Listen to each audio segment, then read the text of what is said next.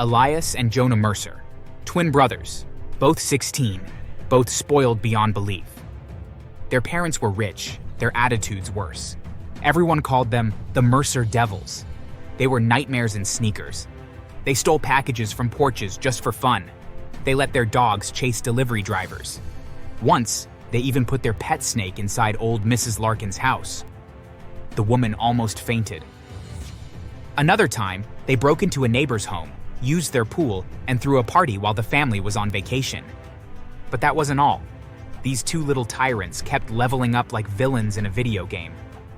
One afternoon, I overheard two mailmen talking outside my patrol car. "You heard what those Mercer boys did last week?" "Oh yeah, the SWAT thing, right?" "Yeah, they doxed a house, posted the address online, saying the owner was some drug lord. SWAT broke down the poor man's door. I heard the old guy almost had a heart attack." I sat in my cruiser, sipping cold coffee, shaking my head. Two kids, barely teenagers, and they already got SWAT teams breaking into homes. What next, cybercrime?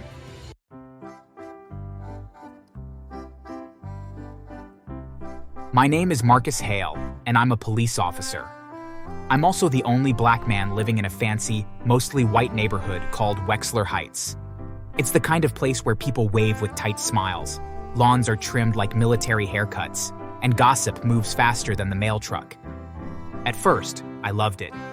Quiet streets, friendly hellos, and the peace of mind I thought I'd earned after years in uniform.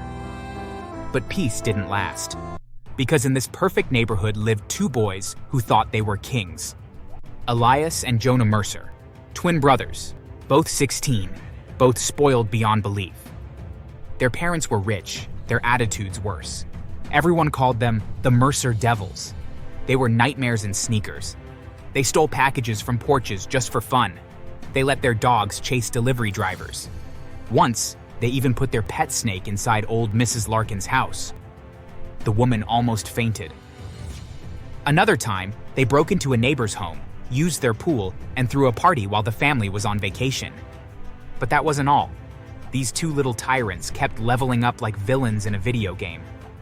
One afternoon, I overheard two mailmen talking outside my patrol car. "You heard what those Mercer boys did last week?" "Oh yeah, the SWAT thing, right?" "Yeah, they doxed a house, posted the address online, saying the owner was some drug lord. SWAT broke down the poor man's door. I heard the old guy almost had a heart attack." I sat in my cruiser, sipping cold coffee, shaking my head. Two kids, barely teenagers, and they already got SWAT teams breaking into homes. What next, cybercrime? Well, turns out, yes. A week later, Officer Lewis from Cyber Division told me something wild. "You know those Mercer boys? The little punks who let their dogs chase my Amazon guy? Don't tell me they hacked something." Not hacked, but close. They've been running tiny online scams, selling fake sneakers on social media, pretending to be kids in need, even catfishing people for lunch money. Oh Lord, they're turning into mini con artists. Yep, they call it trolling for cash. Can you believe that? At this point, the neighborhood was fed up.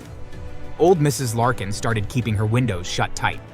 Mr. Harold, the retired postman, began installing cameras everywhere like it was Fort Knox. And me? I was the neighborhood cop, which meant everyone came to complain to me.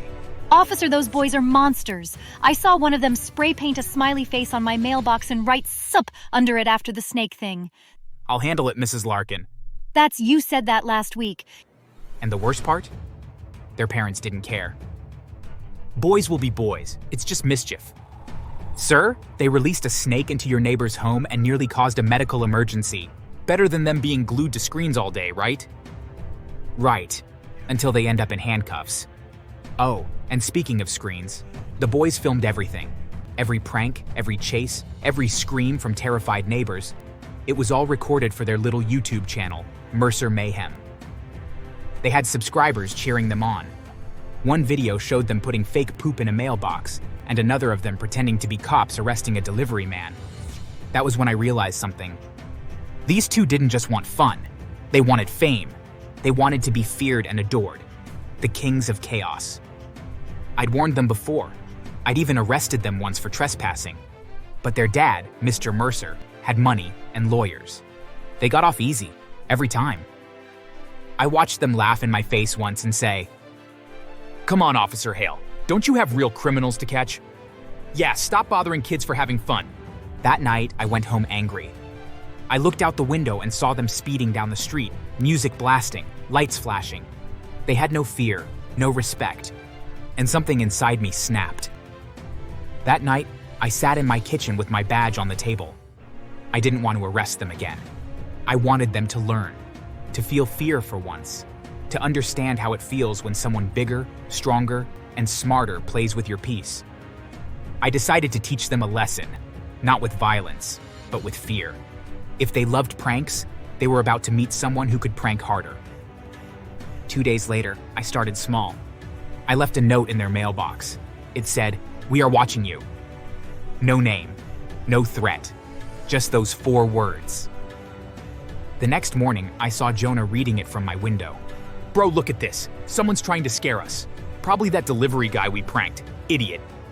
They laughed. Good. Let them laugh, because I wasn't done. That weekend, I arranged something special. I had a friend who worked in construction. I paid him $50 to park his truck near the Mercer house at 2 a.m. and make some weird noises. Drilling, scratching, footsteps. The next morning, Mrs. Mercer came out with messy hair and tired eyes. Boys, did you hear something last night? Yeah, probably raccoons. Relax, Mom. But when I looked at the boys from across the street, I could tell. They didn't sleep well. They kept glancing at the bushes. I wanted to go bigger. So one night, I took a bottle of fake blood, the kind we used for Halloween training, and poured it all over their front porch. Then I left a note on the door that said, "Next time it's real." The next morning, the whole neighborhood was buzzing. "Marcus, you're a police officer. You must find who did this." "Don't worry, sir. I'm investigating." Inside, I was laughing so hard I nearly choked on my coffee. Because later that day, I saw Jonah washing the porch with a mop and a face as white as paper. 1 week later, I borrowed something from Mrs. Larkin, her rubber snake she used for Halloween decor. Late at night, I sneaked into the Mercer yard and put it inside their mailbox. Next morning, I stood outside pretending to check my mail. "Ah, it's back! It's back!" He threw the fake snake into the street. Elias ran out half asleep, yelling, "What is it?" When he saw the snake, he jumped 3 feet back. The mailman almost fell laughing. It was perfect.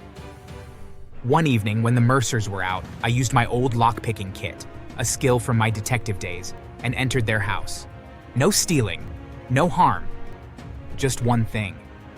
I wrote on their mirror with red marker, "Payback time." Then I left a few muddy footprints in the hallway. That night, I sat on my porch and watched their car pull in. 10 minutes later, lights flashed in every window. "Someone's been in the house. Check upstairs, check the mirror." When they saw the message, they froze. Mr. Mercer called the police. Guess who showed up? Me. "Any idea who might want to mess with you?" "No, this is harassment." "I'll investigate, sir." I had to bite my lip not to smile. "All right, I admit this one went a little far. I decided to scare them properly. So I asked 2 of my old army buddies, Rico and Dom, to help me with a fake kidnapping. Don't worry, no harm was done. On a Saturday night, the boys were walking back from a store, laughing and eating chips. Rico's van pulled up beside them, doors slid open, and the 2 men in ski masks grabbed Jonah. Elias screamed and ran home like lightning. Jonah was blindfolded, taken to an old storage room I rented, and sat on a chair. Then we played a recorded voice I'd made on my phone. It said, "You think it's fun to make others scared? How does it feel now? You have one chance to change." Then Rico took off the blindfold and said calmly, "This is what fear feels like. Remember it." We dropped Jonah 2 blocks from home. He ran the rest of the way. The next morning, there were police cars everywhere.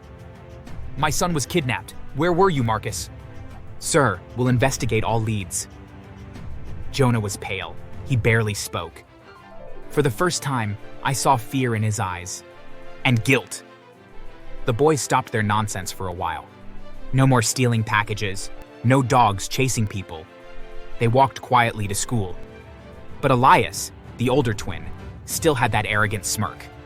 I needed one last lesson. I decided to end it big. One evening, I sneaked into their backyard and set up a projector behind the trees. When night came, The projector shone onto their house wall, showing videos of their own crimes. Clips of them stealing packages, jumping into the pool, and laughing at old folks. I'd collected all those from neighbors' security cameras. When they saw it through their window, their faces dropped. How did they get these videos? We're done for. Right then, I sent them a text from an unknown number. Now the neighborhood knows who you are. Make things right before it's too late. That night, they didn't sleep. A few days later, the whole neighborhood gathered in the community center. I had arranged it secretly with Pastor Gideon, our local preacher. The twins came with their parents, looking nervous. We are here because some people have been hurt by bad behavior. Today we face it. Then one by one, the neighbors spoke. You made me afraid in my own home. You laughed when I fell running after my truck. My wife's medicine got stolen. She cried that night. The boys looked down, ashamed. Then Pastor Gideon turned to them. Do you want to say something?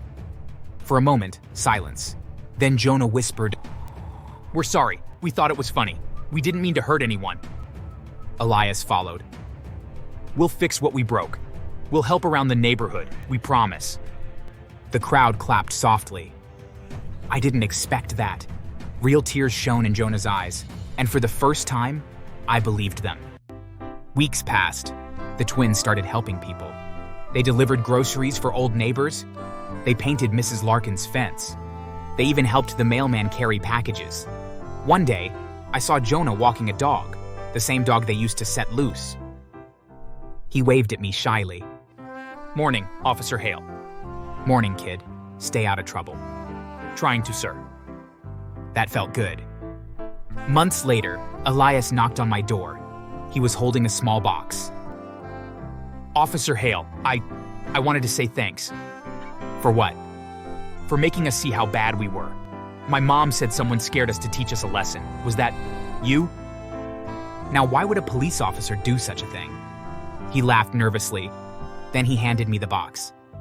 Inside was a small toy police car. Just to say sorry. He walked away. I stood there smiling like a fool. Wexler Heights is quiet again. No missing packages. No broken fences. No snakes in mailboxes. When I drive home at night, I see Elias and Jonah sometimes shooting hoops in their yard. They wave when they see me. They're still teenagers. Still loud. Still silly. But they're better. And me? I learned something too. Revenge isn't always about hurting back.